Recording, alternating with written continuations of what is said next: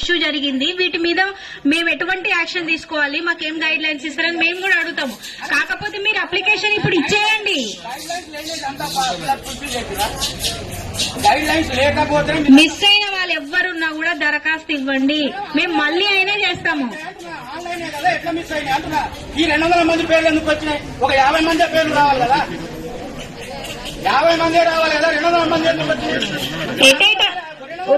Single attempt లో అందరికైతే న్యాయం చేయలేం కదా, ఇవ్వండి. ఇది కంటిన్యూస్ ప్రాసెస్ అన్నప్పుడు ఎందుకండి మీరు అంత గాబరా పడేది? ఒక అప్లికేషన్ ఇవ్వండి. మేము ఈ రోజు క్లోజ్ చేయట్లేం కదా, స్కీమ్ అయితే ఈ రోజు క్లోజ్ చేయట్లేం కదా. ఆన్లైన్ చేసుకురు కదా, అప్లికేషన్ ఏమిటి ఇవ్వాలి? అప్లికేషన్ ఏమిటి ఇవ్వాలి? ఆన్లైన్ చేసిరు కదా. సార్ మీది మిస్ అయిపోయింది బై మిస్టేక్, దానికి కూడా పరిశీలిస్తాం. ఇప్పుడు కొత్త అప్లికేషన్ ఇవ్వండి, మేము ఇస్తాం.